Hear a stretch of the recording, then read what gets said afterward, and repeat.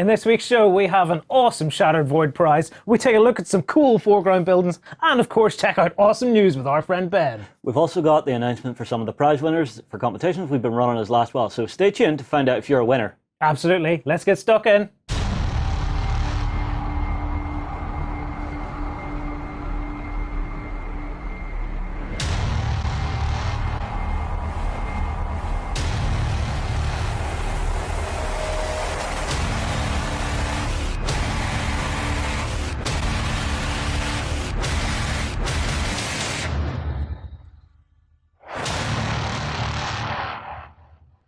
So when I was 14 years old, a lot of the guys at school were starting to collect GW, and I went to my dad and I said, Dad, there's nowhere around here that you can buy Games Workshop products, so I really need to do an order. And I knew the guys that were on the phone there at the time because I was ordering quite a lot with them, and they'd said, oh, you need £300 to start, which back in 1980 was a lot of money. So I went to my dad, who was a businessman, and he said, well, yeah, okay, fine. Write me a business plan. So I said, well, I'll buy some miniatures, sell some miniatures, give you your money back. And I think he thought it was going to be a life lesson, and hey, there you go, it's not as easy to get going. So I borrowed the money off him on the Thursday. The stock arrived on the Thursday, paid him back on the Tuesday. So even from the very early days, I kind of had a love of combining the toy soldier aspect, the hobby aspect, with that kind of servicing customers, making sure people were able to get their game so we could all play more. And it was even from then. So from 14, I was kind of in the industry, and obviously that got me known around the place. So when I came to, I finished my A levels. I started working up in Nottingham. My mother dragged me off to university. I didn't want to go because obviously I had a dream job, but she was right. So I got messed around for 3 years and got a useless history degree. But when I came back, at 21, then the company was in a different place, and that's when I joined.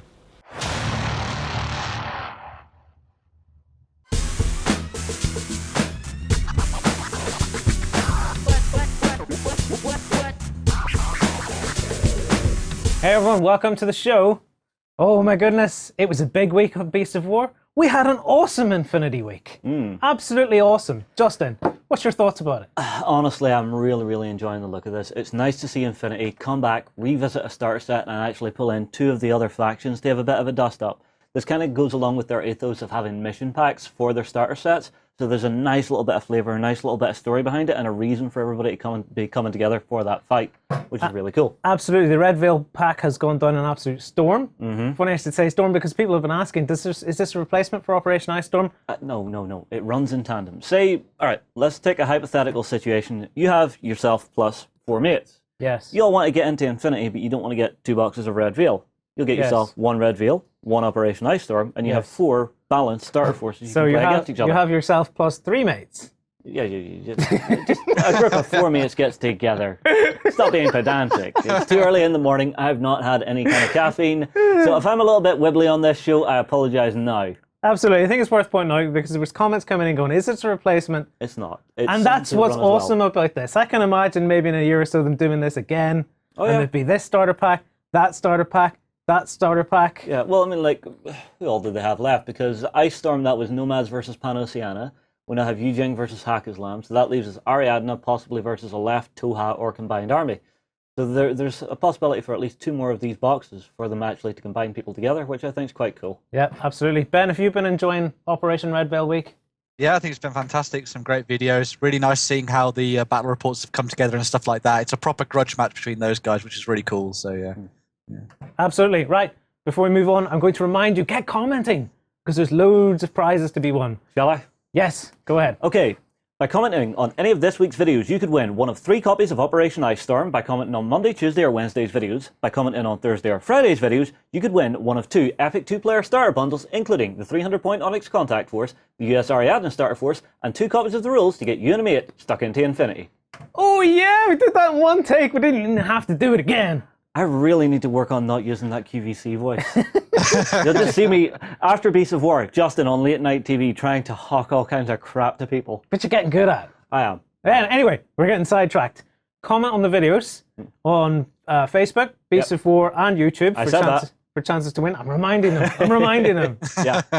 The winners are going to be chosen and announced probably on next week's Weekender. Yeah, I think that's enough time for everybody to get their comments in. So- and if they've been living under a rock, sorry, too bad. You have another week. Get stuck in, get commenting. Right, that brings us to, well, we're going to talk about this week's prize in a little bit. Yeah. But let's talk about who's been winning what, Justin. All right, well, we've had a couple of competitions on the go at the minute that we need to get cleared up. So, first up, we have Rory's Story Cubes. Now, Rory came in and visited with myself and Warren has fallen in love with this little product. Do you understand what it is, yeah? Yes, they're dice that you chuck down and then you just tell a story based on the icons that come up in the dice. Yeah, I think, Ben, you described this best whenever you said it was essentially basic training for future DMs. Effectively, that's what it is. Yeah. It's giving you that grounding and being able to freeform create stories. Now, we actually challenged everybody on the site to create some of their stories, and we rolled some dice, and you had to work from what we rolled. So, this was what we rolled. So we've got some kind of bacteria, an axe, a cave, bad weather, ray gun, egg, crab, pill, and a speedometer. Now, Ben, there are 3 winners for this. Mm-hmm. Yep. Do you want to tell us who the 3 winners are? And I believe you have a favourite little story. Well, there's one that I thought was pretty cool anyway, but yes. So the 3 winners for this are xaussienannh, Fire Blarney, and Badula. And one of the ones that I picked out as I thought it was very, very cool was the one from xaussienannh, and this one was: in the land of amoeba, I've been sent to deal with the evil crab in the ghastly cave of doom, only to find the rain had shorted out my laser pistol, its energy meter zeroed. It was a bitter pill to swallow. My plans in ruins, I decided the best action was to rethink my endeavours over a nice boiled egg for afternoon tea. Cracked it open with my new axe my mob had given me. Bless her cotton knickers. She said you should never go anywhere without an axe to break down a door, Sonny. Oh, I do love her so. It's very, very cool. I'll tell you what, instead of having Ben try to read any more of these, let's put them into the post below so everybody else can read the stories from the winners, yeah? Yep, absolutely. Fair enough. Find the other 2 below in the post. Okay, our next competition is one that has me really excited. So the guys at Army Painter... You're not just the only one that was excited, because you guys sat down to do the competition on the Weekender, and I said, no, that's pretty good. That sounds like a really cool competition. Yeah. My goodness, the comments just went boom! Everybody wanted in on this. Yeah, well, you see, this is Army Painter bringing out a new range of paints. So expanding what they already have, creating some nice effect paints, and doing some new sort of tone washes and stuff to add into it as well. It's really exciting because the winner of this contest not only gets to name a new paint for the range, they win the entire range when it's produced. Not when it hits retail, when it's produced. So they get their hands on it before anybody else, which is really awesome. So the color that the guys were having to name was a beautiful, light, sort of crystalline blue. Now I wanted to call it Arcane Glow because I think it looks a little arcane. So if I bring it up on screen here, you can see it's a nice arcane looking sort of color. Is it the one right in the front then? The one right in the middle that says on it, name this color and win. Kind of helps, Lloyd. That kind of does give it away, doesn't it? Just a little. But the winner is Camry from Beasts of War, and the color name will be Void Shield Blue. Awesome. So it's a really cool prize, and I'm really saying this. Congratulations, you lucky sod, because this is something that everybody's going to want to get their hands on because it's a really great range, and expanding the range is going to be even better for them. It's better than my idea. I was sitting looking at going, and I was sitting going, oh, what am I going to have to name I want this? to call it Arcane Glow. This color blue, and I was sitting going blue dabo dee do do do boo dabo dee. I just couldn't. I don't think that would fit on the bottle. Let's be honest here, Lloyd. It would be tiny, tiny print.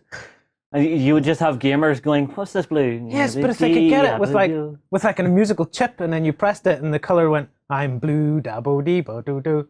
I think you're I'm alone on overcomplicating this product. just a smidge.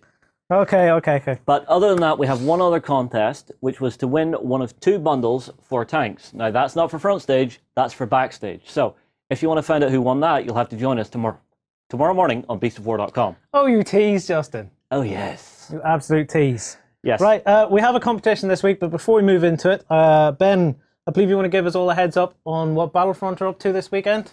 Yeah, sure. So this weekend, over the 9th and 10th, so Saturday and Sunday, Battlefront are going to be running their Team Yankee Leopard Launch Blog with us. So this is going to be a really cool sort of live blog format session over the 2 days, which will be looking at things like battle reports. They're going to be doing some previews of stuff like that, and other things as well, including QA sessions and things with some of the designers. So it should be very, very cool. Yeah. Awesome stuff. Right, we're going to take a quick break, and then straight after the break, we're going to tell you about this week's prize. It's time for 28mm World War II action. Will you recreate history or reshape it your way? On the Bolt Action Hub at beastsofwar.com. Humanity has been driven from Earth, but now it's time to take it back. Join the Reconquest and fight the Scourge on the Drop Zone Commander Hub at beastsofwar.com. Okay, so this week's prize is an awesome bundle from the Shattered Void Kickstarter. Mm-hmm. Yeah, so we're going to get stuck in. We're going to tell you about the Kickstarter, and that way you can see what you can actually win. Ben, are you going to tell us about the Kickstarter?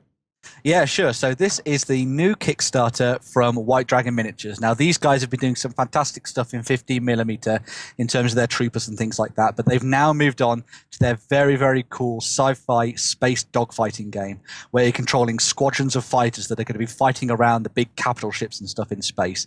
And they have some very, very awesome looking models on show for this one.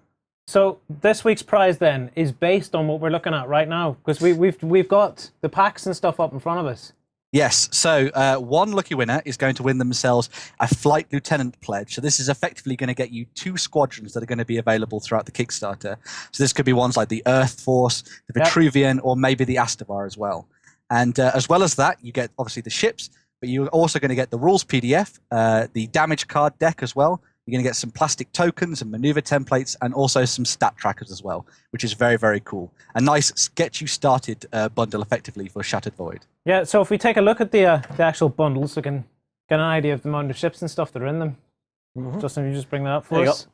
So we're talking about 3 Altar fighters, 1 Draconis heavy fighter, and 1 Amarok interceptor would be what you get in the Earth fleet. For the Vitruvians, if this works, yes, you're getting Dubuque fighters, 3 thereof, 1 Hatake heavy fighter, and 1 Naris interceptor. And I don't think I can see what's the actual names for the other ones, save for the Jackron interceptor. Yeah, so when the Kickstarter actually fleet. meets its goal, they'll be unlocked for you to choose from as one of the options and things like that. But yeah, some very, very cool stuff. What else is on the Kickstarter page there? Well, let's have a little scroll down. So, this is where it's telling you what's actually in the Lieutenant's Flight Pledge. Yes. Which is what you can win. And then campaign progress. Oh, look at these, Lloyd. These are really nice. This is looking cool. Ben, what else can you tell us about this? Yeah, sure. So this is, as I said before, it's a little bit of a dogfighting game. So the whole premise behind this one is that you're actually getting right down there into the cockpit with the fighters and sort of maneuvering around and things like that. There's a couple of different phases in this that are a little bit akin to some of the games you might have played before, where you have a planning phase where you choose your maneuvers and what you want to do, and then you activate each of the different ships one at a time, going between one ship on your side and one ship on the opponent's side. And as things go, you'll be shooting other ships down, you'll be evading, holding your actions and evading and like feinting and stuff like that to defend yourself against shots and things. Very, very cool game, this one. Very kinetic and energetic as well, which is fantastic. There's a real sense of sort of drama and sort of that action Hollywood feel to this one, especially when you see some of the ships and what they can do and things like that. So I definitely recommend going to check out the gameplay video for this one. And the rules are available for download as well, which is really cool. So, yeah, so absolutely. Cool. If you're interested, there's 2 things you want to do. Download the rules like Ben has said. You also want to check out, there's an article on Beasts of War where a viewer has built the ships and painted them and stuff all himself, Ben, hasn't he? And he's got a review of the ships. Yeah, so this is Christian Schlumberger, who contacted us by email, and he was talking about the fact that he'd actually had a look at some of the ships from the guys at White Dragon. And so this review of his is him showing off building the ships and showing off how you'd paint them and things like that. And I think you get some very impressive results when you look at the end product. Yeah. The ships do look really nice when you see them on the sprues here. Well, I've seen the stuff at Sloot. Not maybe these particular ships, but I've definitely seen Shattered Void at Sloot a couple of times over the last few years. And every time I look at their ships, I'm thinking really, really crisp looking stuff. I mean, if we look at the painted stuff, I love the hex patterns and stuff that he's been putting on here.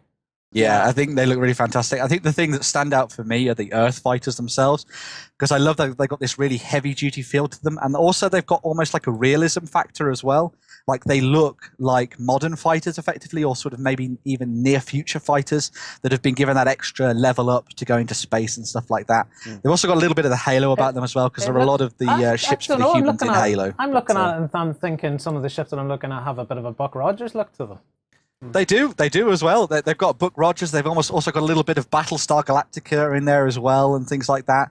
Like, for example, going down that Battlestar Galactica route, they actually fire proper shot, not lasers and things like that. So they're firing bullets and stuff in space, which is pretty cool. So yeah. Which I preferred actually when games go down this route of, I'm really enjoying the idea of shooting bullets and stuff. Rather than lasers and stuff, because lasers is just Pew pew. pew pew, you shouldn't be able to see them and you shouldn't be able to hear them, and they should just connect straight away, whereas a bullet, you can Not just to mention the fact visualize that a it. laser should have no recoil. Yeah. Actually, yeah, because there's no moving parts, there's no kinetic force generated in the generation of light. Yeah. Okay. Boom, science. Actually, I've been watching a YouTuber recently who's been going off on one for Fallout 4's tech. It's funny as hell, but sidetrack, let's not. Where are they on the funding side of things? There's about 23 days or something left? Yeah, something like that left, and they're closing in towards their sort of main goal that they were aiming for, which means that they're going to unlock a lot more of these fighters and stuff like that for the different squadrons, which is pretty cool.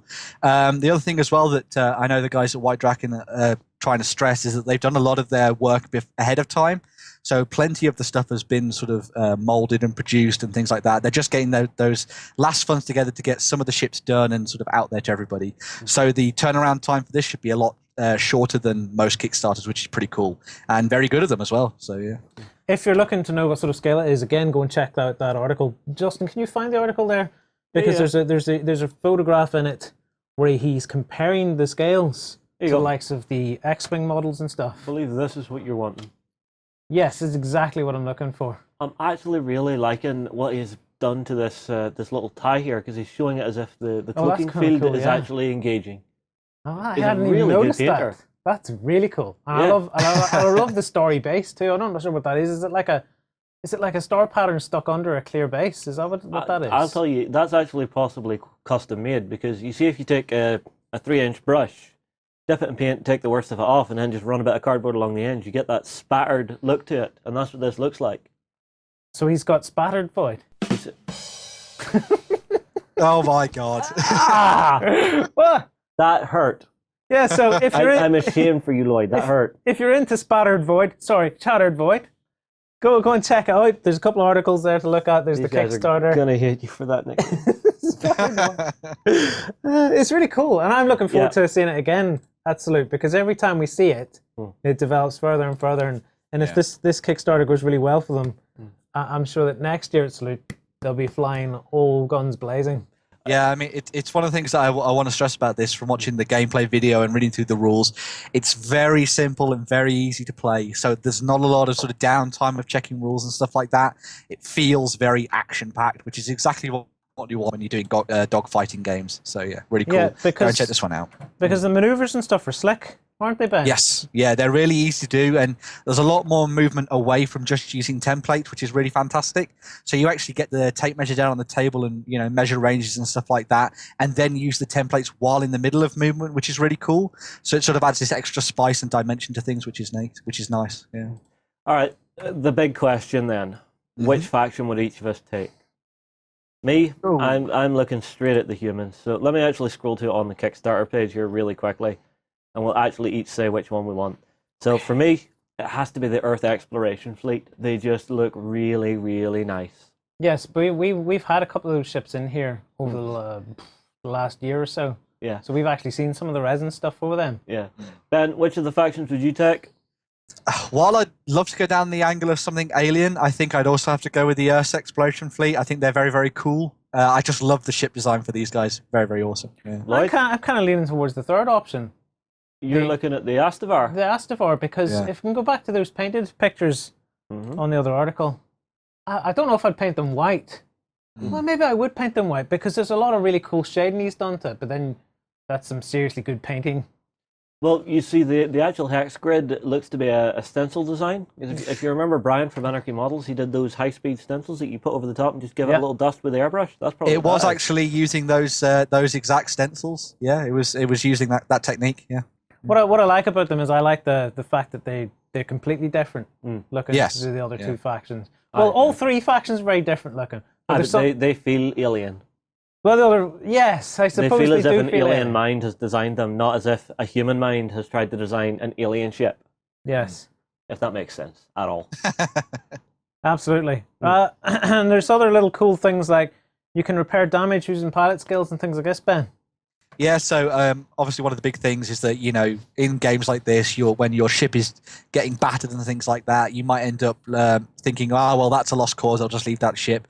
But in this game, during your sort of end activation step, the pilot can roll under his skill to try and fix things while he's on the go and get things all systems operating and stuff like that. So yeah, there's a real emphasis on those hero movements when it comes to the pilots in this and things. Yeah, really cool. That's what you really want in a dogfighting game. You want to have that sense that each of my guys is an ace pilot, is a character in his own right, and not just cannon fodder.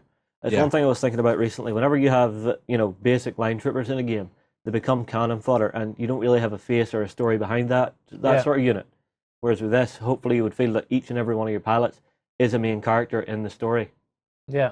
Go back to the picture with the X-Wing and stuff in it. Yeah. Because I was just sitting there while you were talking about stories and stuff, I was sitting thinking, it could be quite complementary to X-Wing, because if you look at the X-Wing there, and then you look at the ship right behind it, the cockpit size and stuff is almost identical. In fact, they blend really well. So I mean, if you're big into your X-Wing, you could buy some of this stuff and say and make up your own sort of split away factions and stuff in the Star Wars universe. Yeah, possibly. I wouldn't go the other way because it'd be weird, but I certainly could take that stuff and stick it into my X-Wing.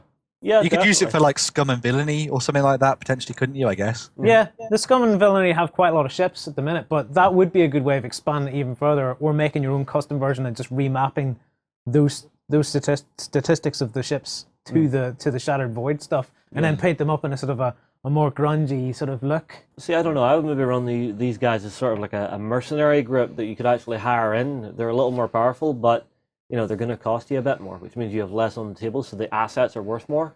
It's that balancing act you always get in every game. Same sort of thing, but that's what I like. I like seeing a range that comes out and I can immediately go, if I get into that game and I'm enjoying it, that's great. And if I'm also enjoying X-Wing, because of the same scale and stuff, essentially, I can just play mix about and support match things across, and fiddle with it. Anyway, awesome stuff. We have another Kickstarter to look at later in the show, but we're going to take a quick break and we're going to come back to talk about the news. But remember, if you want a chance to win a Shattered Void set, get commenting on the show here on Beasts of War, comment on Facebook, and comment on YouTube for your chance to win. Anime cyberpunk style meets skirmish combat in Infinity. Experience 8 high-tech factions and fight to control the human sphere at the Infinity Hub on beastsofwar.com. In a world controlled by massive corporations, a steady aim and split-second decisions are needed for your megacon to complete its goals. Begin your missions at the Mercs Hub on beastsofwar.com. Okay, time to take a look at some of the cool news items that jumped out at us this week, Ben. Ben, what's up first, mate? Okay, so first off, we got some stuff from Team Yankee and the guys at Battlefront. So these guys have put up the proper pre-orders now for everything that's coming out for the Germans and Leopard. So yeah, you can get your hands on all the German stuff throughout July and August, which sounds very, very cool indeed. And there are some amazing models for you to check out. So yeah, this really cool stuff. This coincides with their launch event this weekend. Yes, it does. Yeah, it fits with the Saturday and Sunday launch and stuff, yeah. Now, the cool stuff about this is, this faction, as Justin's flicking through pictures there, it just, because these are all things from the 80s and stuff, it kind of like watching the news in my childhood or something. You might have seen things like this. I just have this urge to play this game because I'm kind of looking at it going, I recognize the shapes and things. Yeah. Rather than World War II, where it was just, it's always stuff from, I don't know. I'm confusing myself because I'm going to say it's always stuff from the past, but this is from the past. But it's from more recent history, so it doesn't It's from feel, my past. It doesn't feel like historical battles. Yes. Because it's more modern, is what I would say. I'm really excited for the German stuff because basically myself and John got lucky and got to spend an entire week with Phil Yates from Battlefront actually learning about the new West Germans. They are fantastic. They are incredibly hard-hitting, but they are elite, so you will have very few of them on the table. So every single tank, every single unit you have on the table is going to be worth a lot to you. You know, you start losing tanks, you're going to start feeling it a lot more than, say, a Russian player who's got big, massive blocks of T-72s rolling out across the table at you. Yeah. So it's a very different style of play you're going to see with these, which I'm really excited about. Absolutely. I think once people get looking at the stuff in reality in front of them at events and stuff, they'll be like, yeah, I really want to get into that. I think we probably will talk about Team Yankee again before the show is out. Yeah. So I don't want to dwell on it too much because I have a feeling we are going to talk about it again. Well, I have the one thing that I think you're going to want more than anything else here, Lloyd. Yeah. Say hello to the tornado. Oh, yes. Now, would you rather have that or a Spitfire? What's wrong with Spitfires? I never said there was anything wrong. I just thought I would give you a difficult choice. This is what I like, right? There's the tornado. So there is an overlap between past and present. Because like the British forces are still phasing out tornadoes. I think we're still phasing them out because they were definitely used in Iraq and stuff. So again, you know, I've seen tornadoes in action, so it has a familiarity to it. The things actually feel like modern day gear to you, is what you're saying here, I'm guessing, because you've got your Leopard 2s, you've got your Leopard 1s, you've got one of the most incredible pieces of anti-air in history, which is the Gepard, which is just a scary thing. Do we have a picture of that? Yeah. I brought it up a little minute ago. Let me quickly find it here. That's what I really like about this game. I like the anti-air units and stuff, because if you play Flames of War, you don't have these. You don't have this. Look at that. Yeah. That's just awesome. I mean, like, the Gepard is one of the most horrendously scary things I've ever seen, because I've actually seen videos of this thing rolling around fields in Germany, just the little thing on the back spinning, and the turret rotation speed on this thing is ridiculously quick. It's just like, whoop, target, boom, gone. God. Very scary. Very, very scary. Right, before we dwell on it too long, because we could talk about Team Yankee for the entire show. Yeah, we could. Ben, what's up next? I believe we got some Dark Age releases. Yeah, sure. So this is the stuff for July. So these are the new releases that are coming out for the core and the Outcast, and there are some resculpts in there as well. Some very, very big miniatures and some very small ones, and lots of synthetic stuff and lots of organic stuff as well, which is very, very cool. So we're getting to see all the different facets of Dark Age with this one, which is very nice. Yeah. Now, Justin, you've filmed loads and loads of Dark Age stuff recently. Yeah. I was working with one of the guys from Cool Mini or Not, Michael, and we've been doing tactical stuff and doing some demo games as well, and we actually did a Dark Age week. Now, anyone who remembers Dark Age week will remember during the core chat, we were talking about this big beastie here, the Zenimax. Yeah. This thing is horrendously scary because basically, before the collapse of civilization on Samaria, there were some engineers. These engineers were quite bored.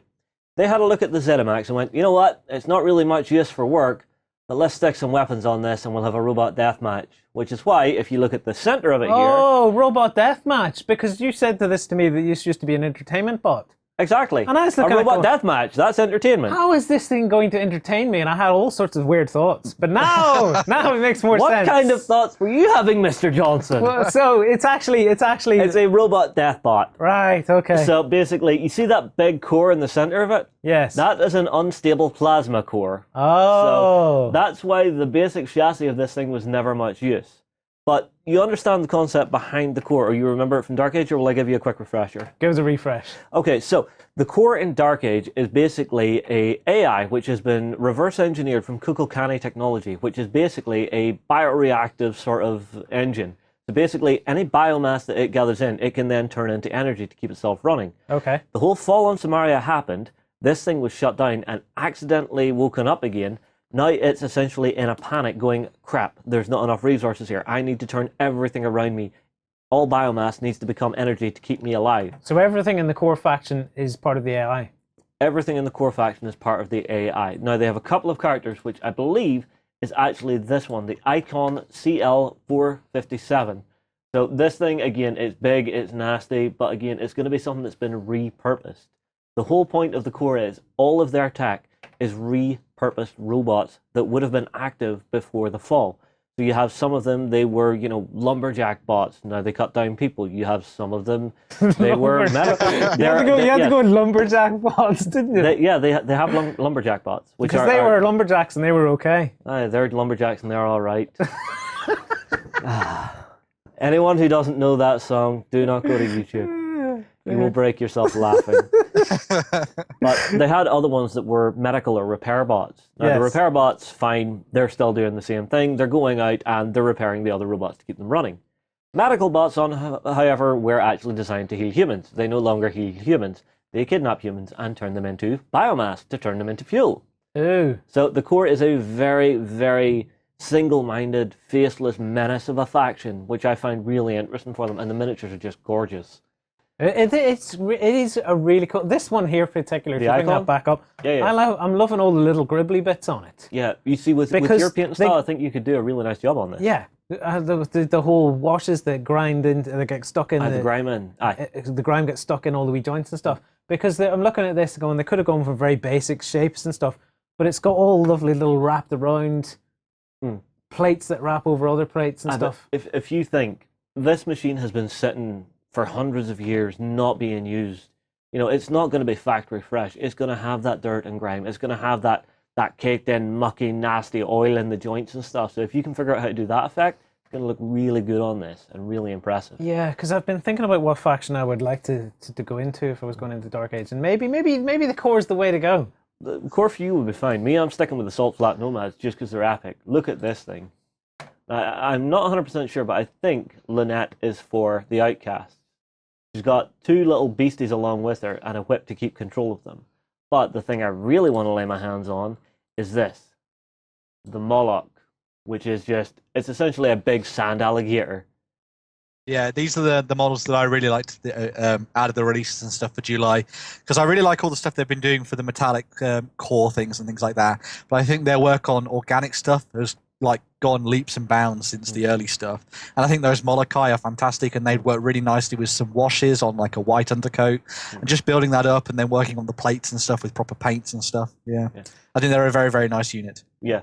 And then you've got the resculpts that are coming in for the Forsaken at the minute. So the Field Medic, basically, whenever this first came out, it was quite different. So the actual sculpting ethos has changed a lot within Dark Age, because whenever they were first starting to sculpt them in the early sort of 2000-ish era, I think it was, you had the bigger hands, bigger heads, things were that more heroic scale. Now that they're coming back to revisit the resculpts, things are going a lot more true scale. So if you look at the hands and head on this, you'll see everything's a lot more proportionate. Yes.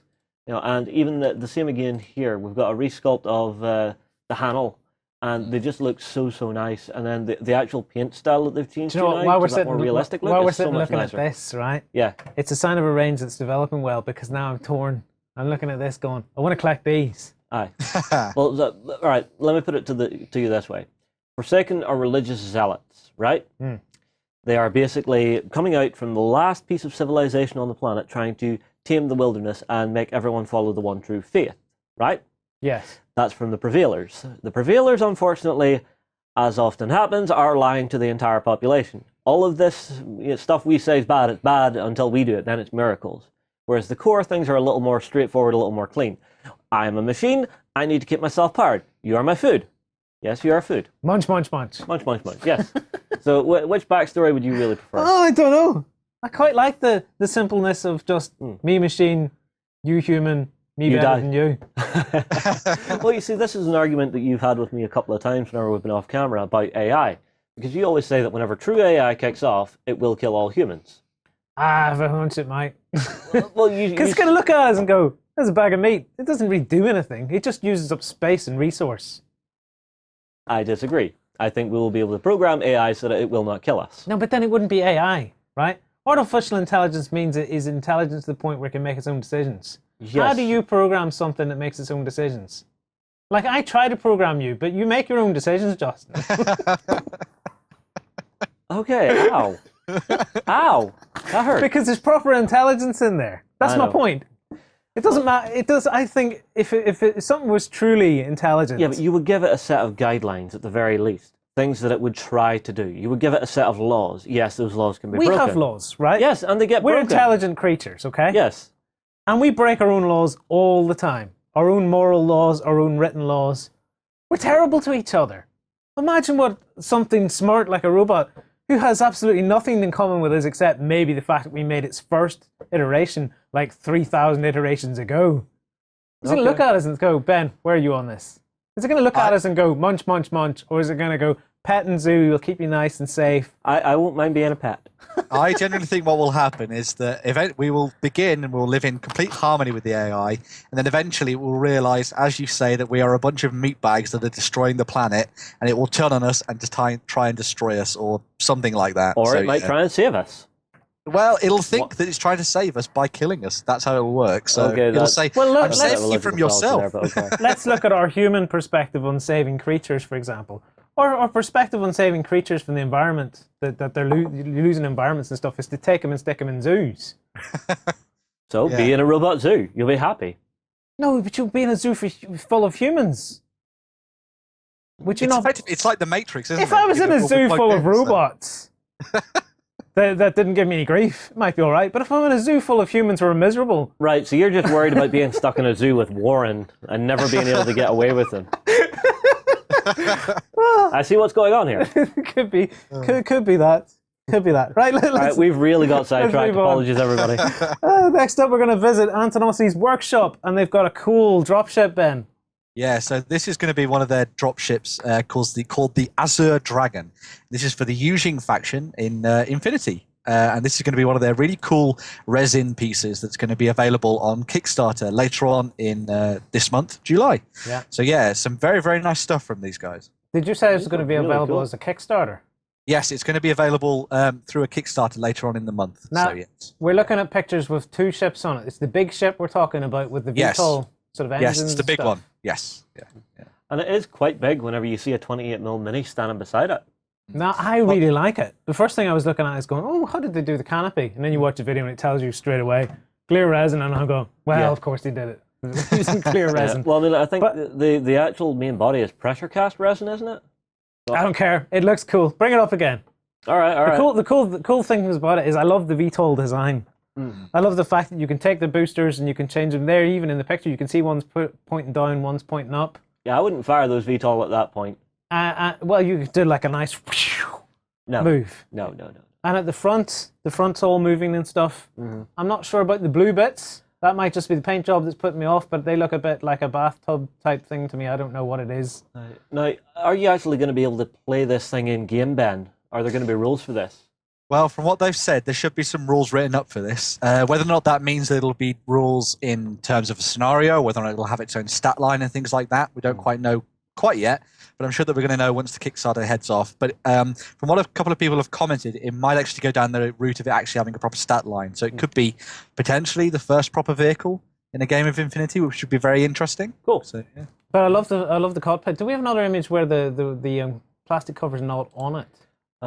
No, I don't think so. I think that's actually in the video where they take Is it in the cover video? off. Yeah, well, check out the video because it's a cool 360 of it. Now, the other ship that's sitting beside it, Ben, Yes. in the example pictures, is one of the ones that is currently available on Antonosities. Because the thing is, Antonosity's been working away on this range quietly in the background. I say quietly in the background. Every time I'm over at Salute, Right, you see new I edge vehicles over and have a popping wee up. look.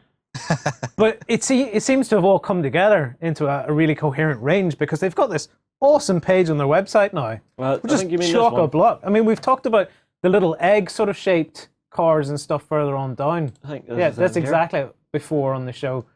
But I didn't realize the range had expanded out to just quite the expanse that it is at the minute. And I love the ships. Let's go and find that other ship. I think it's just up from where you clicked there, Justin, to find out what the name of that is again. I think there you go. it's It's the Hopper. yeah. Yes, it's the City Hopper. That's the one that you're It's got such a Blade Runner-esque sort of feel to it. It does. It has that very nice Blade Runner feel to it, which is what I love. I love cyberpunk stuff and all that type of thing, and especially the City Hopper and the Azure Dragon, the Azure dropship. They have this feel of almost Deus Ex as well. So you can imagine these are the type of things that drop off those specialized troopers. We're just looking at the police car at the minute. That is so Blade Runner-esque. Yes, yeah, it I really, love it this really big is. Humvee-esque vehicle they have down here as well. It's really cool. Yeah, Yeah, if you're liking the Humvee, Justin, wait till we get to like the 4x. Well, that kind of is 4x4, but wait till we get to like the dune buggy thing. So, oh, hello, sweetheart. Now yes. this just it just makes me think. Oh, what's the computer game that I'm thinking of? You're probably thinking of Mass Mass Effect. Effect? I am totally Mass thinking Effect? of Mass Effect. Actually, yeah. That is really, really badass. I love it. Absolutely love it. And we got a couple other views of it there as well. Yeah. The what I've always said about this range is that while a lot of it is actually meant to be used, obviously, as terrain and things like that for fighting in the packed streets of Infinity City, I'd love to see someone come up with a little mini game where you're actually driving these around inside like a nomad settlement or something like that, and then you have like people shooting you from the rooftops and stuff. So it's got that almost like sci-fi F-Zero style feel to it. I think it'd be very, very cool. Add another dimension to the sort of cyberpunk of Infinity. It'd be very, very awesome. Well, Ben, I think I've found the vehicle that we'd have to have you racing around in. It's this little one here. It's called the Soriso. Oh, I don't know. Which one's that one? It's a garbage truck. Oh, well, that's not very fair, is it? I mean, see if you can get a picture of a big range of them all sitting together there. Yeah, I think there should be one further because up. The thing is, I'm looking at this range, and there's a particular gaming table I want to see made for Infinity. That's perfect, right? Have a look at all those cars and stuff in that, right? Now imagine this let's bring Ben back so he can get involved. Yeah. If as a gaming table for Infinity, basically a sci-fi highway, right? Yeah. So sci-fi highway with really cool, maybe down-sloping roads and lit up with LEDs and stuff like that. So do I build like the 4-leaf clover that they have in England? Yeah, it's just circling forward back on itself. Sort of spaghetti junction looking thing. Yeah. So we've got a big highway and overpasses flying over it. Aye. Yeah. And you fill it full of these cars.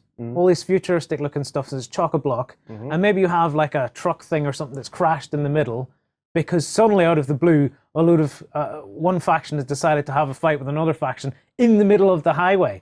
To think a little bit like the Matrix. Yeah, the highway The chase. fact that they have a fight sort of thing going on the highway. Yeah, except think all the traffic is growing to a halt because these two factions have basically gone hell for leather in the middle of the highway. Because this would give you so much terrain to duck in around, ducking around cars, jumping on top of trucks. It feels going very, behind very XCOM to signs. me what you're describing here. Just dropping into that sort of midpoint where everybody else has just ran away, and now it's just a clear battle zone with vehicles and stuff just really, really, just being abandoned and people going hammer and tongs at each other. Yeah, it's a particular gaming table that's been stuck in my mind for a few years, thinking I'd love to build that. But there was never enough vehicles and stuff in the Infinity style. But now, obviously, there is. Ta-da! If you can afford to buy that amount of vehicles. I like this one in the middle, this sort of orangey coloured one. It's really cool looking. Yeah, you would like that one. Yeah, the one that looks a bit. Oi! What? Oi! What? I was going to say Mad Maxy. I wasn't going to say anything weird. Hang on, how is that Mad Max? It's all dribbly looking. I like the more smoothie looking stuff. Oh, so you'd probably take the tiny little sports car on the other end there, that little midlife crisis vehicle. Yes, the little midlife crisis one. Exactly. Or the little egg ones that drive up behind each other. They are really cool. What do you think yourself, Ben? Which would you take? Oh, I think I'd have to go with one of the sports cars. Although I do quite like I think it's called the Interceptor or the Federale. That's the one. What colour is it? It's the black and white police car. Yeah. Very, very cool. I love the Federale. I think it's fantastic. Yeah. Absolutely. I'm looking forward to to the new Blade Runner movie. Hopefully it'll be full of all sorts of... Are they making a new... Yeah. Why They is are Blade Runner Hollywood 2, yeah. remaking every single This movie is not a they remake. can? It's a sequel. It's a sequel, yeah. Maybe not as bad, but it's probably still going And to be Harrison awful. Ford's going to be in it. Why? Yes. Yeah. Because... Why, are they going to kill him off again? Like they did in Star Wars? Well, hopefully not. I think they probably will have to. Or Ben. are Get they going to old. do what they did in the remake of the A-Team, where the old crew just randomly turned up? The he has original a A-Team turned up in proper the role in A-Team Blade Runner remake. 2, so... Yes, they shouldn't do that, and they shouldn't do a remake that's actually a parody. But this will be done right. Don't worry. I don't believe it for a minute. This will end up being Hollywood is messing up. I don't so many movies believe at for the a minute this is going to end up being a Total Recall. Oh, God. Exactly. Or the new Ghostbusters, although I haven't seen it. Or the new Conan. Maybe I'm speaking out of turn, but it just looks like a parody of the movie. Yeah. The new Conan was pretty crap. Yep. That movie could have been called anything else, and it actually would have been a good little fantasy hack and slash movie because it was called Conan. How about no? Ben, do you want to bring one to the scenario? I guess Conan would probably be the one that I had to name because I love Conan, but no, not very good. Have you seen Independence Day Resurgence? I haven't seen it, no, but I have seen No, the really is it a budget remake film or a called sequel? Independent Day, which is a straight-to-DVD movie, which is god-awful, and is basically the plot from the first film. So don't watch Independent that. Day. All right. Worst It's movie a I've sequel. actually... Yeah. It's a sequel. You've asked me a question. Independence Day Resurgence is a sequel. Right. All the old actors in it are pretty good. Right. All the new actors are terrible. Well, a bit 2D. They're just crap characters. Okay. I don't like them at all. Okay. Sorry if I'm spoiling the movie for anybody. It's basically... You're not giving away plot. You're just saying... It is basically Independence Day retold. Kind of setting up, but it kind of just basically sets up the next movie. Oh look, give us more money. It's like Hollywood, I it's like- hate you these days. It's like we're gonna make a sequel to Independence Day. What'll we do? The bigger, the better. So just take everything and make it bigger. They've basically taken Warren's philosophy of more is more. They went more is more is more is more, and then we'll sprinkle some chocolate on the top. Now, in saying that, Do better, Hollywood. In saying that, I sat there for about 2 hours and I watched it, and it was fine. I didn't get up. And Was it a walk good out. little action run? It was all right. If you don't, All right, say it's just all shades of. It's all right. say you actually hadn't seen the first Independence Day. Probably Would wouldn't. it make you want to go and watch the first Independence Day? Well, I wouldn't advise. You see, now if you watched it without seeing the first one, I don't think you'd really know what the hell was going on. That's the problem. That is a problem. Consider if you watch the first one and then you watch the second one, you're going, I see where they're going with this. This is And if you watch the second one and then have to watch the first one, you go, well, I don't really care. I already know they're going to win. yes. So it's all Oh, spoiler alert. it's all screwed. Yeah. It's All right. it suffers a bit of the Force Awakens in so much as the Force Awakens is very much like A New Hope Yeah. told again, but Okay. differently. And this is Independence Day told again, but differently. Yeah. Well, I mean, like from seeing the trailer, do they not have alien tech now? What the hell is going on? Yeah, because How it's do you 20 even- years later. Yeah, but how do you even begin to reverse engineer alien technology? To What do you begin think they to- do in Area 51 day in, day out, Dustin? No. The ins and outs of actually trying Have to you not reverse played engineer this stuff. XCOM? Yes, I have. What do you think they do day in, day out? Yeah. Actually, speaking of XCOM, I am looking forward to XCOM 2 coming to the Xbox One soon. 9th of September, I think it is. Yes. So any of No, you it's not 9th of September, 9th of the 9th. 9th of the 9th. Mm. What month's the 9th? Quickly, Ben. September's the 11th, I believe. September. Is it? Oh, my bad. Ta-da! Apologies. No, I told you I now all was a you little need. skew-F this morning. Now all you need is yourself and 4 mates to come along and play it. It's one of those days I have not had either enough coffee, dear. enough sugar, or enough taurine in my bloodstream. Right, let's let you off the hook and move on to the next news item. Yeah. Some What's stuff from 4Ground. It's looking kind of sweet. Yeah, so these guys are going to be at Gen Con, which is a big thing indeed. And they're going to be taking some of their steampunk buildings, which are going to be called the Grimstack range. Ooh, wow. And these are some 32mm scale buildings. So they're perfect for the likes of, for example, Wild West Exodus or Malifaux, for example. Yeah, so very, very cool indeed, these buildings. I actually think want- Sorry, go ahead. I want to do these as like a little rundown shanty as part of Lioness. You could probably use them for Warsong as well. That'd be very, very cool, yeah. I like them. Volsung, Really like them. Volsung would be in that Volsung, scale yeah. as well. Yeah. I mean, the thing that I really liked about these buildings actually when I first saw them is that they've tried to mesh together almost this upper class feeling when you look at things like the doors and the windows. But then it's got this extra layer of grime and dirt on top of it, as if basically industry has taken over and sort of stamped its mark on them effectively. So it was very, very cool. Obviously, they're still going with the pre-colored stuff. Go back to the other image because you can see it better. So Yes. straight out of the box, you've got all your colors. But I would be eager to see someone take this and actually do a full-on paint job to it to see where it goes. Because I think, like you point out there, Ben, the details and stuff that are on the doors are all it's very it's steampunky-ish looking. It's got sort of that old New Orleans feel to it. Yeah, I'm trying to get it in my mind what the style is. Oh, it's gone straight on. Gothic? No, it's not Gothic. It's the Great Gatsby style. That sort period, of that anyway. 1920s That sort of feeling. 1920s Aye. sort of stuff. There is. Aye, the sort of high society 1920s Why gear. is this not working? There's a word for it. Oh goodness, post below. You see, I look at this and I instantly think, you know what? If New Orleans got steampunked, yeah, this is what you'd be getting right here. You know, it's kind of got that rougher feel to it, you know, Yes. rather than being, you know, the high society, high-end New York stuff.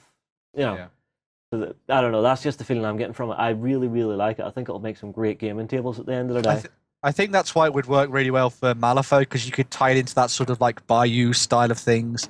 So you have it near the swamps and stuff like that, and that might be why it's sort of got this rough and ready look to it, sort of defending each other from all the gribblies out there and stuff in the water. Yeah. Are we going to be seeing more designs or more previews over the next few weeks for this, Ben? I Yeah, do believe that they're going to be available at Gen Con.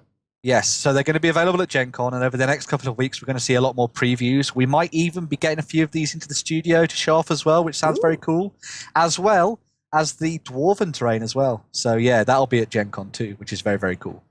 In fact, quick question. Do either of you guys know how far away Gen Con is? Yeah, so Gen Con is going to be running 7,000 miles from here, Justin. All right. How long is it to Gen Con, you pedantic little git? So Ben?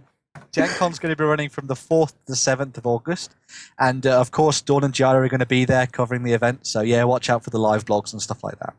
Awesome right. stuff. Well, I mean, like, it's the mecca of wargaming. You know, I can't wait to see what they have at it this year. 4 days of knackeredness. No. It is going to be 4 days of knackeredness. You haven't been there to know if you're going to be 4 days of knackeredness. I haven't been there yet. I do plan someday to get myself over there. Yet. You know. Anyway, we're going to move on. But speaking of 4Ground stuff, we're going to take a quick break, and then we're going to have a look at some of the new 4Ground stuff that arrived in the studio recently. What are we looking at, Justin? It's the new Gothic building range that the guys at 4Ground have came out with. So I'll tell you what, let's get them in. We'll take a quick hub break, and we'll be right back. Venture into the dangerous dungeons of myth as a mighty hero and stand against the darkness.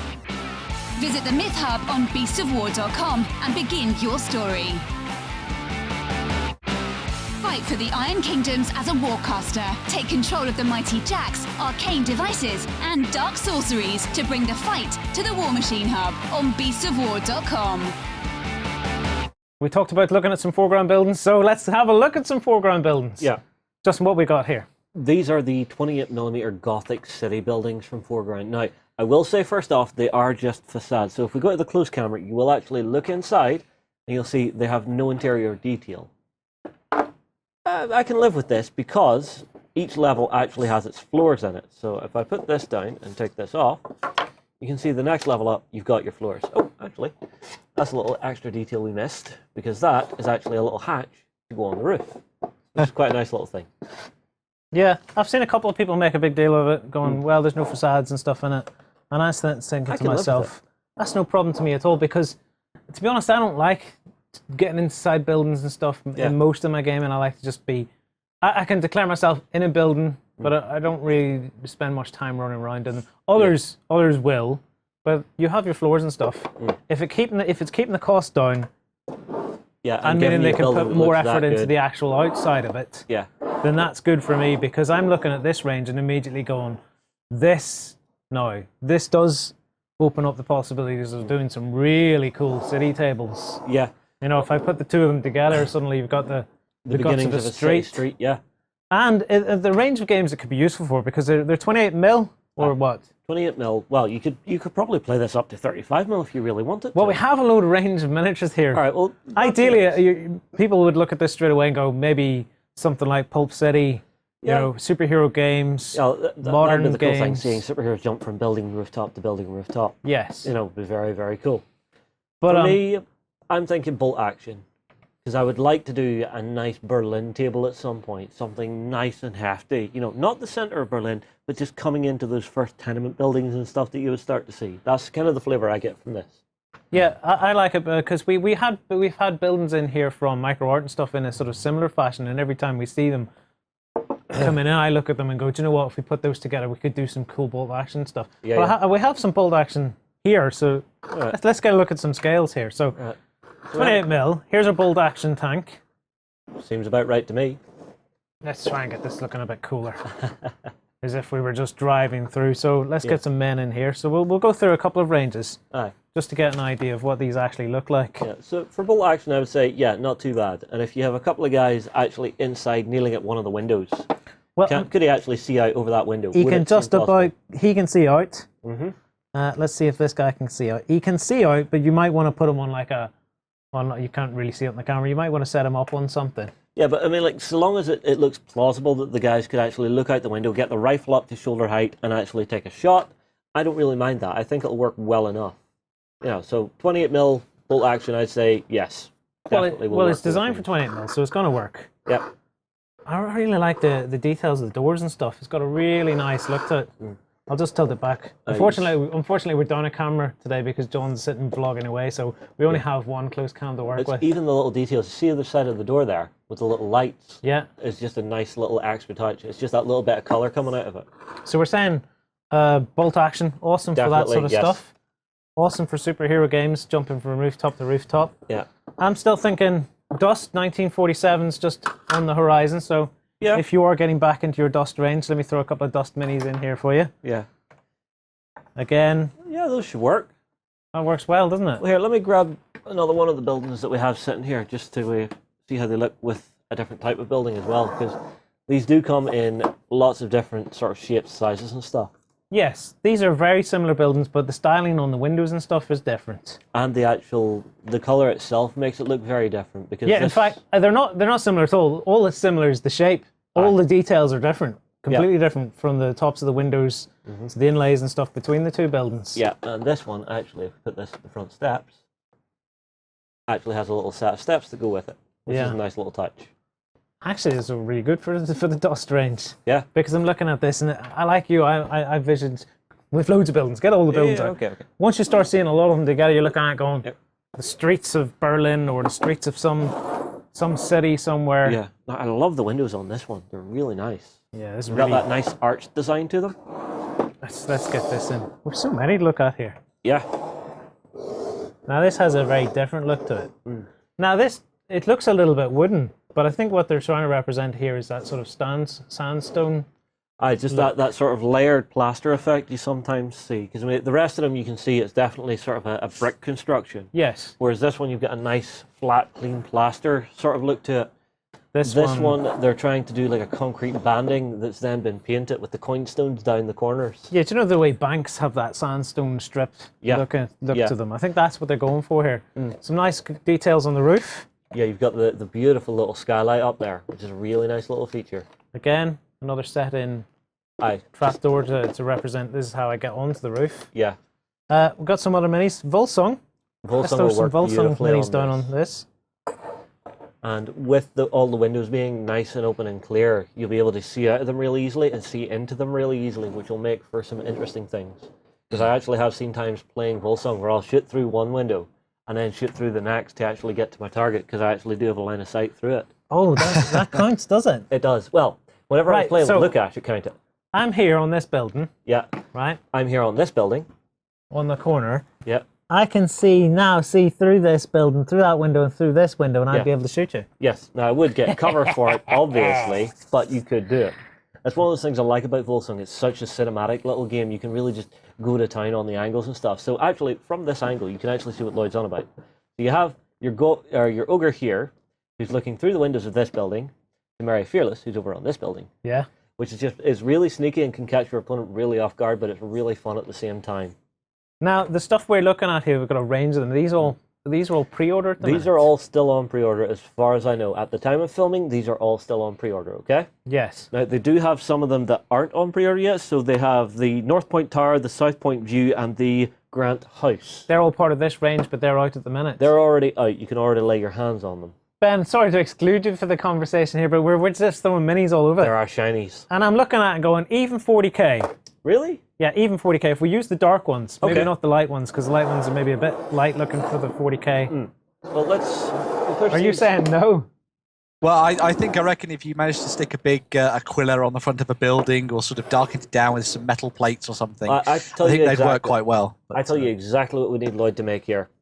We need him to make some flags. Yeah, we'll have banners to hang off the If we front. put banners and stuff down on this, let's see. If I change it this direction. Yeah.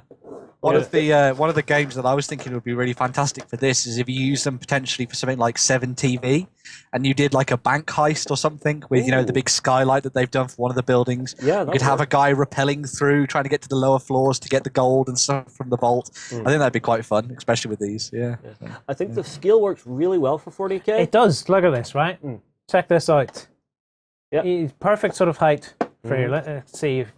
Space Marine up here. Let's see if we can put him at a window. I don't know if you can see this, but he's perfect. Yeah. He's just perfect. And then let's see the doors. Now, the one thing I would perhaps do, I would maybe grimy these up a little bit. They're a little too clean for the 40k universe.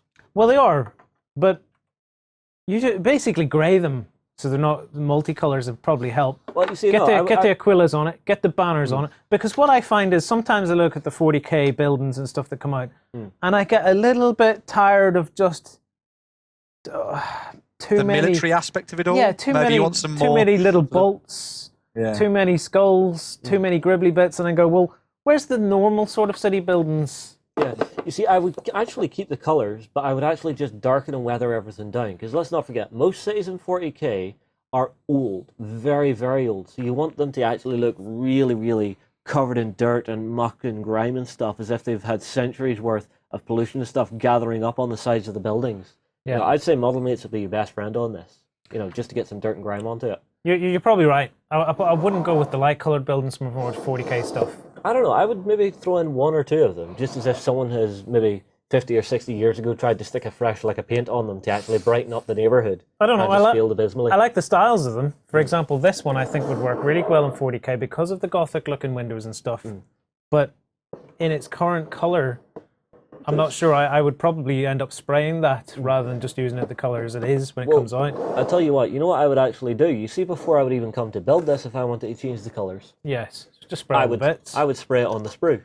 Yes, and that way you can put it all together. And then once you do put it all together, everything should still fit. You'll maybe have to just take a wee bit of a knife to the edges because things are so, tightly confined to how they're meant to fit. But you can recolor this very, very quickly. I think it'd be worth trying. We've built stuff before where we've just taken all the flat pack stuff and sprayed it. I remember doing that, and I remember because it was so finely tooled, you sometimes had difficulty putting parts together, so I found you just had to take a little knife and just scrape that layer of paint off at the joint. Well, then maybe you're better just putting it together, but don't put the window pieces and stuff in and then just spray it all. No, I would spray it on the sprue, because it's not that much work just to take that little bit of paint off at the joint point, and I think that would let you get through it a hell of a lot quicker. Ben, I'm going to bring you into the conversation. Do you have the web page in front of you so you can see all the stuff we're looking at? Yes, I do. Yeah. We're looking at all the pre-order stuff, and Yeah. a lot of people look at it going, yeah, cool for superhero games and stuff like that. But we're just having a conversation. We're showing off bolt action minis and 40k stuff. I don't want people to look at it and just go superheroes and that's only because I think it has. Well, it's so generic. You can stick it on any table and it'll look great. I just think it has options for. I think it looks building some realistic cool stuff. enough that you could put it into effectively any kind of modern setting that you'd want, really, from sort of maybe the 20s upwards. You obviously, as Justin said, you could take it back to that sort of Victoriana period with the steampunk as well. So I think they're a very good range for sort of applying themselves to a lot of different games. And I think they've done the good thing in that they've left a lot of space on the tops of these buildings for you to mess around and play around and sort of not knock things over with your fingers and stuff like that. I know that they also do a range of sort of bits and extras, so you've got things like fire escapes and things like that. So you actually have a lot of verticality and dynamism with this as well. So you're not having to think about, well, I can't move my guys inside the building and fight my way up.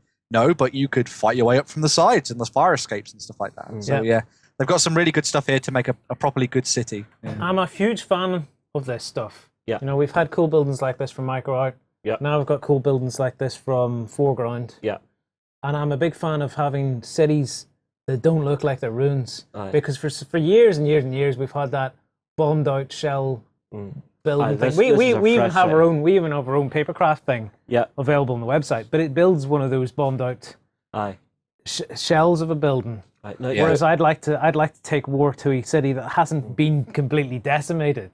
Now, there is one thing I would like for this range. Now, I know it would be difficult for the guys at 4Ground to do, but I think it would look really, really cool, which is actually doing some, say, either 4 or 5 or 6 inch wide cobbled street sections that you could then lay down on the table to actually do the streets for it. Because, yes, it's nice having the buildings, but trying sometimes to actually get the road networks and stuff in, I find is a little bit of a challenge for me. What do you think yourself, Lloyd? I think cobbled streets are a pain in the ass to make. Aye, but if it was laser etched stuff. No, I don't mean for them. I mean for me. They're a pain in the ass to make. But right. So you're telling me. So I'm saying yes. I'd like some cobbled streets. Aye, some laser etched cobbled streets would go down really, really well. Yeah. Yes. I mean, the way that you could get around that as well is potentially picking up some of the things like a lot of people do city mats now and cobble street mats, so you could get around it that way if you wanted to. If you're okay, effectively, with a little bit more of a 2D feel to the basic battlefield. But yeah, I do genuinely think the pavements and stuff like that would be very, very cool. Yeah.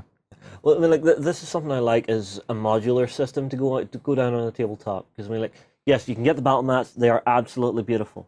Me, I like something a bit more modular, where I can replay with sort of the street layouts and stuff. You know, so I've built a bit of a park over here this time. I've got my main buildings over there. Here's my financial district. Okay, let's game. Yeah. That's my thinking on it. I don't know. We're probably going to throw these down on one of the city mats that we have. Those rollout ones. Aye. Michael from the website's coming up for some gaming in July. Ooh. Now, normally me and Michael play Dust. Yes. So if we want, it will be an opportunity to try out the Dust 1947 rules. Yep. And not dwell on that for too long at the minute. Mm-hmm. But if we're going to do that, this would be a cool range for us to try it out with. Because we've got quite a lot of buildings here. And then and they're big enough for get walkers and things, full cover and lines of sight and stuff like that. Aye. You see, that's the nice thing about them as well. They're very tall stuff. Now, I mean, like, if we were to try and film with this stuff, we might have problems with it because we might end up with dead zones. But if it's your everyday gaming, yep, you can do that too. You can lift and shorten them as you please. So now you've made yourself just a teeny weeny little post office. Yeah. I like them. I think they're going to be really useful on the tabletop for people. Yeah. I'm veering onto it. I'm going to just sort of veer straight into it. Okay. 1947's out for Dust, right? Mm-hmm. I probably will read through the rules and stuff. I've had a quick skim through the rules. I've been looking at the conversations about the line of sight changes and stuff like that. Well, I'm still curious about getting to play the Americans against you. Yes, so you're still I'm on the scootering fence. around on the edge. Still whether to jump in or not. I have too many games as it is. Let's be honest. My brain is just crammed with rule sets and stuff these days. Yeah. You know, but one more might not hurt. But if you were going to get stuck into some games and stuff, I'll tell you where I am, right? Dust 1947's out. But I'm finding myself, I was getting in touch with Michael on the website going, I think we're going to play Team Yankee. I'm not sure if we'll actually play Dust 1947 when he's up. Yeah. I might play it a bit to try out the new rules. You have the option. But I have the option. But the Team Yankee game is just grasped me. It's just caught me. It caught me by the ghoulies. Oh, can we say that on camera? I don't know. I've said it now. It's just grasped me because you were filming the other week. We had and you had some really across. cool looking terrain and stuff set out. Yeah. And I was looking at it going, that just screams awesomeness. Yeah. Well, I mean, like It has have to that admit, awesome RTS look that I'm after in a game. The way that you guys had laid out. You had a cool road system. You had some cool buildings down. You had, and the range of tanks and all different shapes and stuff that was available for Team Yankee now. It's really, it's just ballooned out, and I'm going, wow, this is such an awesome range of stuff. I so want to play this. It's like looking at a PC screen on your tabletop with all these really cool anti-air things and the big tanks and the choppers and the jets and it's the clever thing. and the tornadoes. You guys want to see the tornadoes up close. I've seen them up close. It looks awesome. But you see, it's the clever thing that Battlefront are actually doing with Team Yankee, because as each faction's coming out, everybody's getting sort of the same level of technology. So everybody's getting a helicopter, everybody's getting an aircraft, everybody's getting some AA, some infantry, and some tanks, some APCs, and a few little extra bits for anti-tank, just for a bit of flavour. So everybody's fighting on the same footing, so no one's streaking ahead in technology against everybody else. So you're going to get nice, balanced fights against everybody to start with. I've got an idea for you, Lloyd. You need to play some Team Yankee, and to get that proper PC experience, you need to put the soundtrack to Red Alert on in the background, so you have the proper Red March going on he's kind of onto it, because I was looking at it going, this makes me feel. It makes me feel a bit like Red Alert, just the style of the tanks and things. Yeah. No, what you want to put on is the soundtrack to the original Red Dawn. Oh yeah, but that's too historical. Throw in a bit How of is like that crazy historical? stuff as well. And go like proper camera. Command and Conquer with the. How metal is mask. that historical? I don't care. Just go wild with it. Team Yankee is not exactly historical. It is a what-if scenario if the Cold War went hot. Exactly. So Red Alert would be so good for that. It'd be so good. I don't remember what the soundtrack from Red Dawn was like. I remember the school scene where the Russians land and they shoot this teacher dead in front of everyone. And I'm like, ooh, that's a bit gruesome. No, actually. And then after that, I don't remember much Team more Yankee about it. made me go back and rewatch the original Red Dawn. Oh, I wouldn't bother watching the new one. Oh no, or the weird Australian remake thing, Tomorrow When the War Began. That was a really weird one. Why did nobody mention this earlier when we were talking about crap remakes? There you go. There you go. I told you, Hollywood, you're screwing up. Fix it. Yeah. So yeah, I'm getting really drawn in to the Team Yankee stuff. I'm just.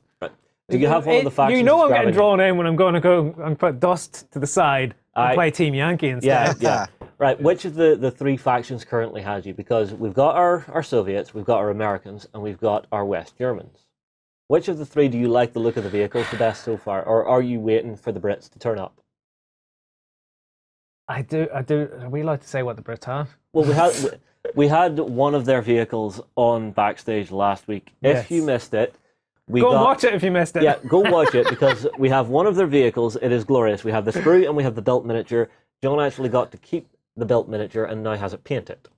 You see, now, if you'd asked me a few months ago, was I going to play British, I would probably have said yes. Right. And then the Germans were sitting out there on a table, and I'm looking at it. They're looking quite sexy. Oh, this just looks amazing. Yeah. Amazing. I have to play this. For But me, I hate this. I hate this moment of being completely torn, looking at the stuff going, well, normally I'd be playing Soviets or something, like, because if I keep this dust sort of thing going, I can do the color schemes similar and stuff like that.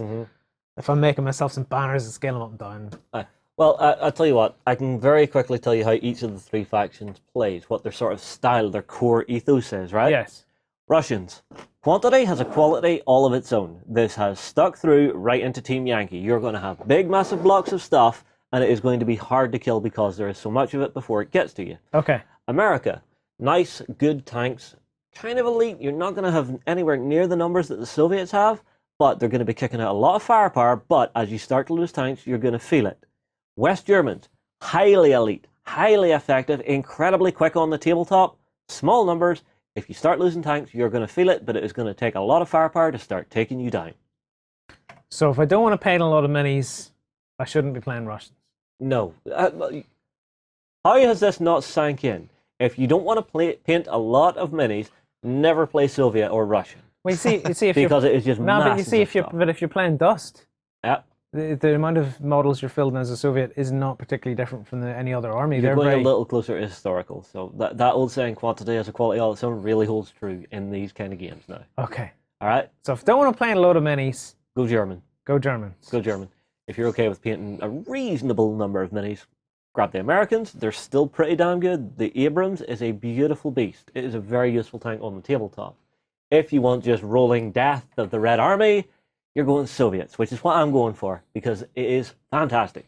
I'm tempted by the Germans, but seeing as Lloyd's wanting to get into the game, I'm giving him first bite at the cherry for which faction he wants, and I'll pick after that. You see, I'm torn because I do have this sense of I play the Soviets in this game, I might play the Soviets in something else. Yeah, but would that not get a little boring? Because Soviets always have you sort of this you have same your feeling. paints and you know the colors that work well. Maybe so, but the actual play style of the Soviets is always going to be reasonably similar. It's going to be masses of stuff. It's going to be good enough to do the job, but it's not incredible. You know, that kind of thing. You know, so you're going to be having that. That, I think, would get boring game to game to game. Bolt action. I have my Germans. They are fantastic. I'm jumping into Team Yankee. I now want to change my faction. You know, I want to get that different feel of a play style, if that makes sense to you, Lloyd. I might go Germans. You might go Germans. I might go Germans. They get the cute little PA helicopter, PAH, you know, and it's a very cool one. I might go Germans, except the British, if they get the airplane I want them to have, All right. will have an amazing airplane. All right. Well, you see, this becomes an argument of what you expect them to have at that time period. Now, I'm going to guess, what plane do you think they're going to get? Am I allowed to say what I think? Take a guess. They're going to have higher jump jets. They're going to have it. Well, possibly. It depends on would the Harrier be ready at that era. But the other thing I want them to have is I want them to have tornadoes.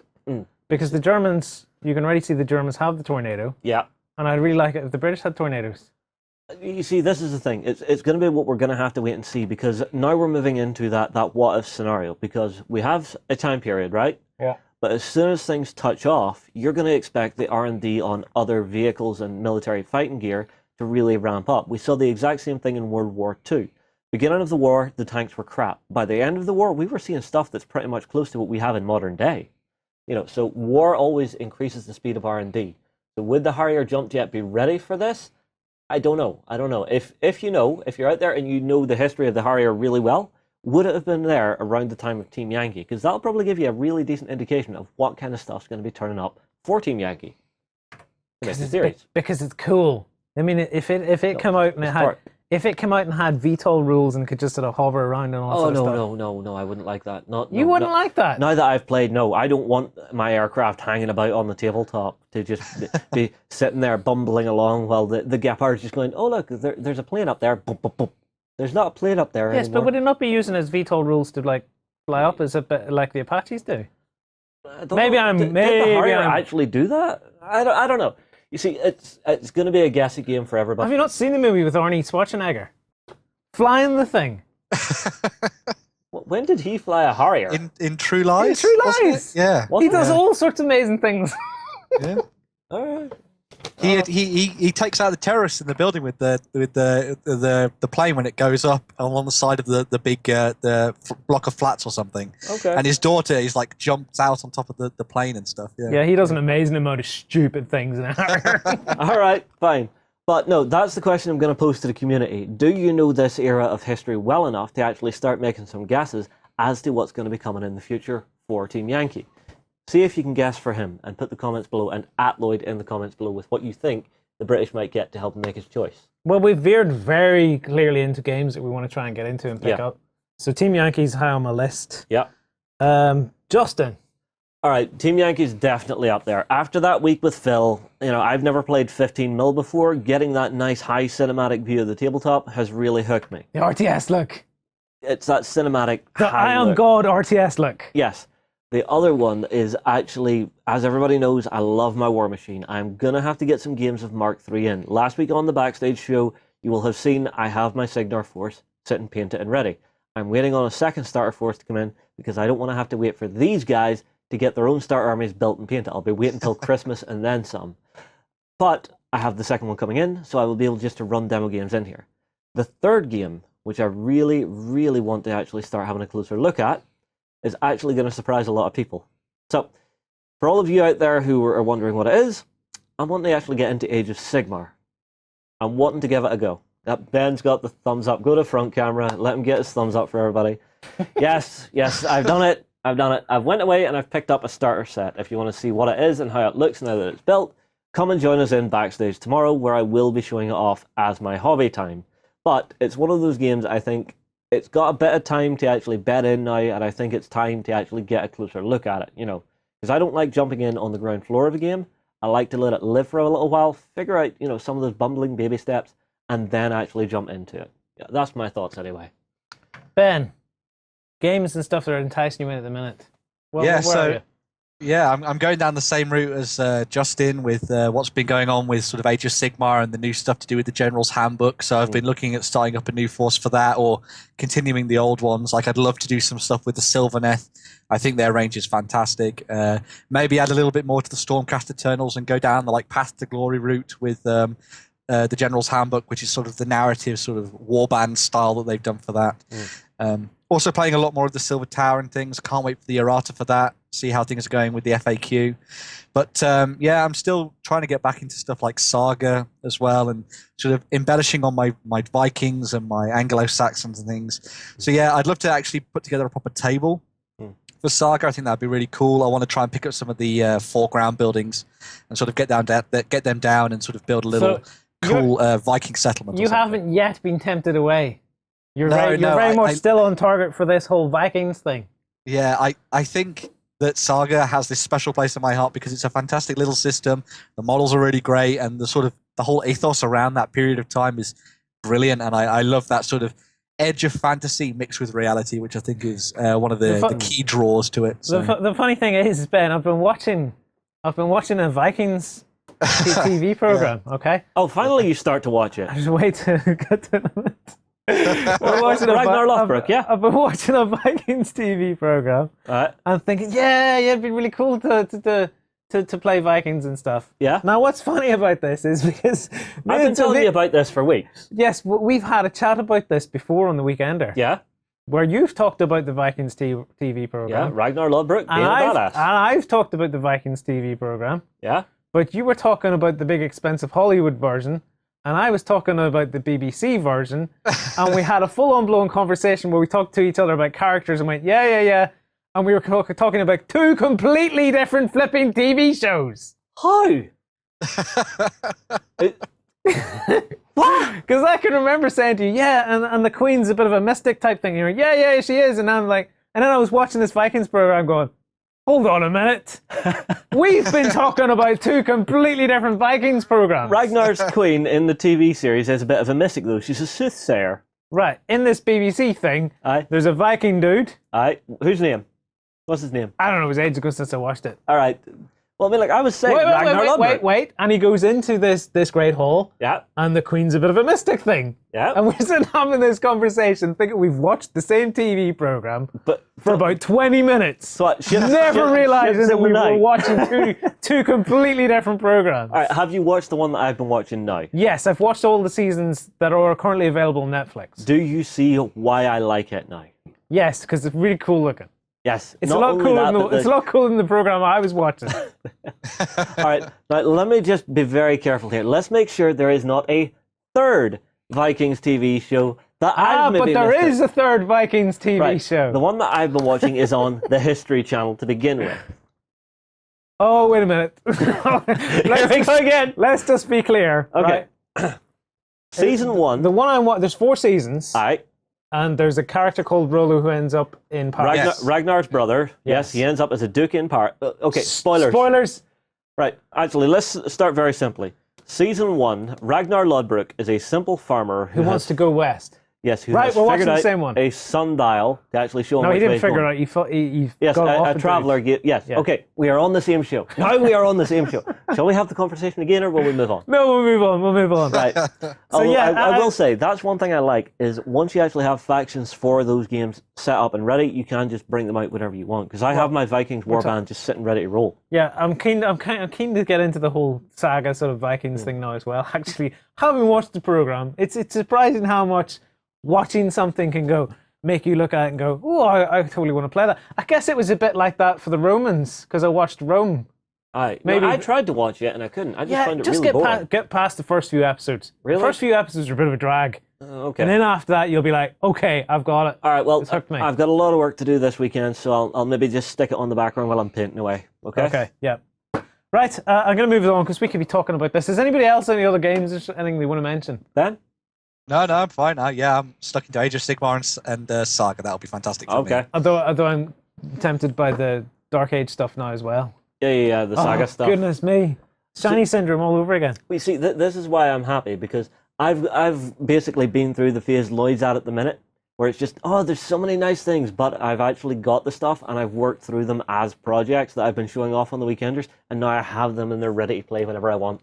So I'm in that desperate, I need to make decisions phase, and you're in that happy as pig shit sitting there going, I have everything I want. No, because the eternal curse of every gamer is that when you have finished one project, you'll be sat there with that post-painting remorse of going, it's finished, it's beautiful. What do I do now? I'm bored. We'll move on, because if we want to talk any more about that, exactly. we can do it You move on to the next project. Right, we're going to take a quick break, and then we're going to be back to end off the show on another cool Kickstarter that's caught your eye, Ben. Yes. Awesome. Keep your blaster handy, the West is a dangerous place. Fight to survive as men turn to monsters and the dead rise on the Wild West Exodus Hub at beastsofwar.com. Progress comes to a world of magic as science and the arcane combine to make marvels.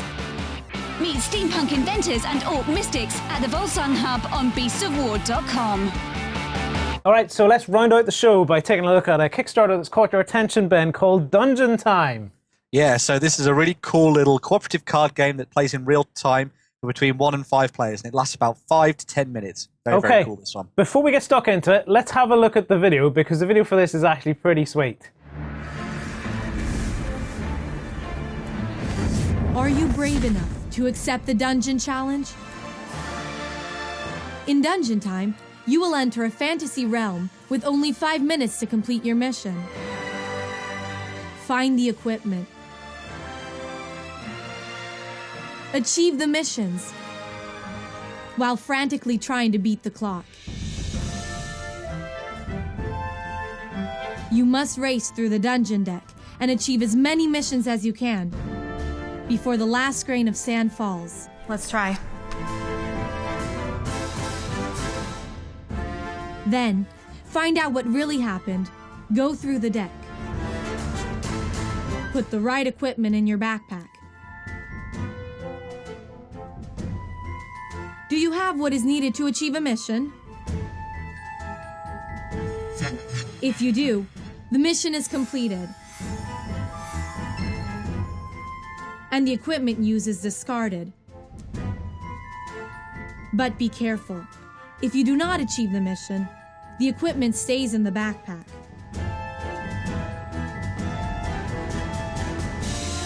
If you become overburdened, you will lose the game. Or beat the dungeon and level up to higher challenges if you do. Dungeon Time is a real-time cooperative card game of exciting dungeon adventures and catastrophic failures.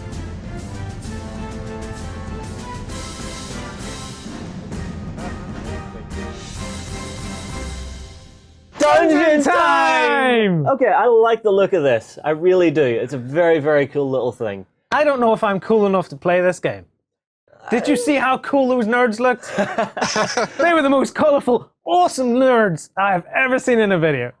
I like it. I like it. I like the idea of it because there's one thing I hate in gaming more than anything else. I sit down to play card games with people sometimes, and here's what I get. You get that one player who will sit and do this.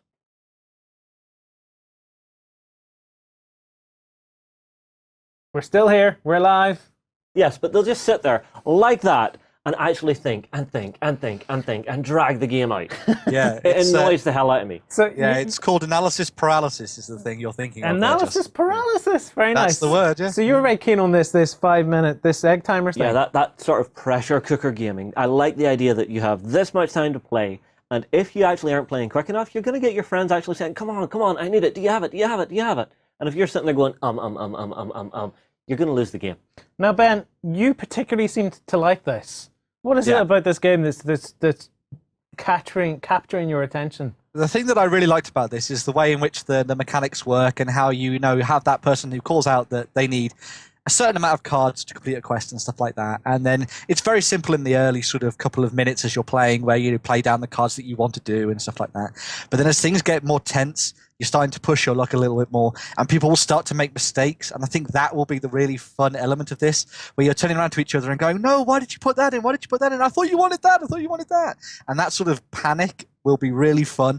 And I'll love to see that play out at the end where you've got that time where you're revealing the cards and hope you've completed the quests. And then it gets closer to that limit of the amount of gear that you can hold. And then finally you're like, oh my God, no, we've done it. Yes, we've done it. And I think it'll be that really fantastic cooperative experience and that sense of achievement at the end. And it's all coming from a game that effectively is basically a bunch of cards and 5 minutes of fun and an egg timer. I think it's really, really good, this one. Yeah, so if anybody's watched the first video that we've just shown, well, most of you will have watched it, I hope. There is a gameplay video as well. It goes through what? The whole from start to end. In 5 minutes. Yes. But yeah, is plays through. Is it 5 minutes or is it a two-phase? Is there 2 phases of 5 minutes? Well, effectively, what happens in the game is that you've got the 5 minutes of actual play time, and then the rest of the sort of 10-minute period that you play for one quest, for example, is done resolving all of the quests and hoping that you've completed the game. So yeah. So the other thing is, as you're playing through and actually completing quests, you actually have to remember some of the quests are actually going to give you loot that you can then use on the next mission. However, if you're not using that piece of loot in your next mission, that's going to take up a slot in your backpack, which could mean you lose the game because you've actually taken loot from it. Oh, so you can carry too much crap with you from turn to turn or game to game. Mission to mission, you can actually so gain this extra would be stuff. even more exciting if you sat down and said, because it's only 5 minutes essentially per game, let's play 10 games. Yeah, and then you have different mission packs. So as you're sorting your stuff out at the end, you'll sort out your mission pack away from it that you've just used and actually fold in a new one into the deck, which is maybe a little bit more difficult, which they call the level up. Yeah. One of the things I didn't think was quite clear from the first video, if you watch it, is right. So you're all playing together. Yes, cooperative. There is a quest. Are we all doing the same quest, or are we all doing an individual quest? Same quest, because basically what happens is you'll draw your hand of cards at the start. You'll have some items, and you'll hopefully have a quest along with it. But is my quest your quest, or does one of us say I'm doing this quest? We can all feed into the same quest. Okay, so I'll say, okay, guys, I have a quest. I need 2 swords and a shield. Who's got them? Right. So the cards are dealt. Yeah. When does the timer start? As soon as I pick up that hand, the timer and you starts. say I have a quest. I say, okay, guys, I have a quest. I need 2 swords and a shield. Who's got them? Go to the first player. If they have it, they can put it down.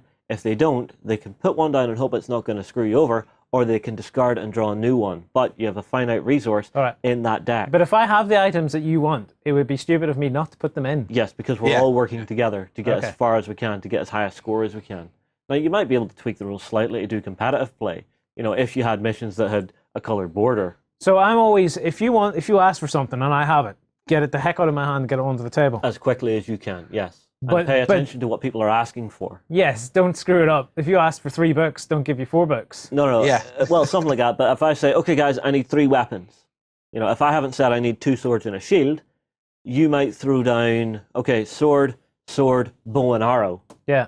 No, you idiot, I didn't need a bow and arrow. I said I need 3 weapons. And I think this is one of the things you're keen on, Ben, is because there's this frantic bit of, because you're trying to beat a clock, you may skip some of the information when you're trying to describe to other players, and then find yourselves in these weird scenarios where you didn't get what you wanted. Aye. Yeah, I think that'll be the thing that really elevates this game to that next level of fun and enjoyment and interaction between different players and stuff like that. Yeah. What happens at the end game, right? Because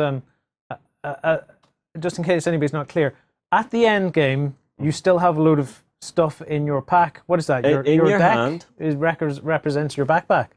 Well, you see, basically the final loot pile that you've put down on the table is what you're working out, have you completed the quest or not. So, basically, at the end of the game, if you still have cards in your hand, those then get discarded. They are now out of the game. Okay.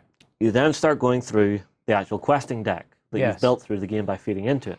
So you'll put down your items for your first set, and then you'll come across your first quest card, goes down on the table. If it matches, whatever was matching from that comes off the table and out of your backpack and is set to the side, and that scores you a point. Okay. Anything that wasn't used for it is now left there. But there's something about having up to 8 categories of stuff. Yes. Now, like, one's going to be swords, one's books and stuff like this. Exactly. So for each item in your backpack... During this whole frantic thing, right? Yeah. If I ended up throwing, let's just make something up, a cartwheel in there, right?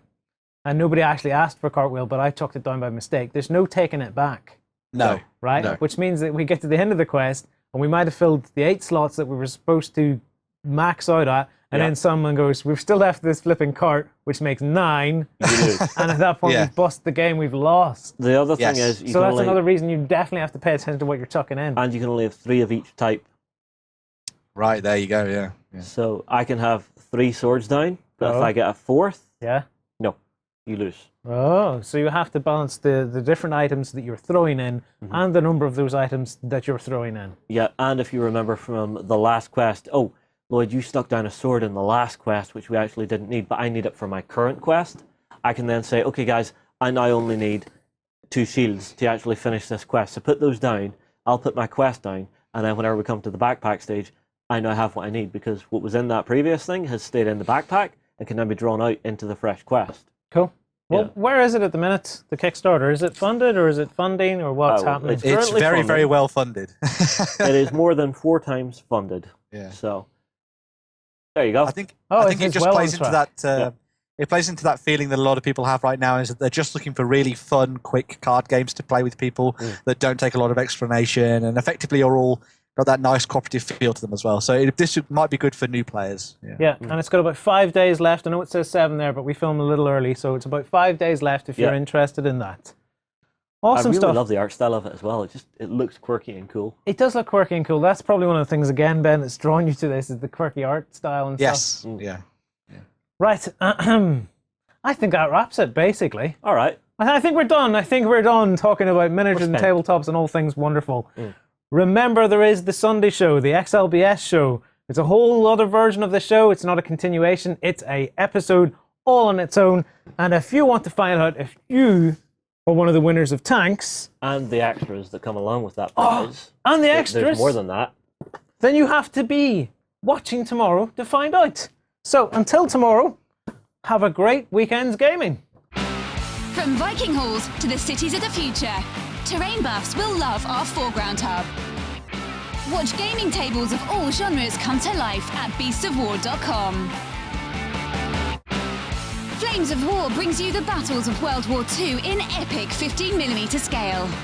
Go to the hub on beastsofwar.com to find news, tactics and tutorials about the game.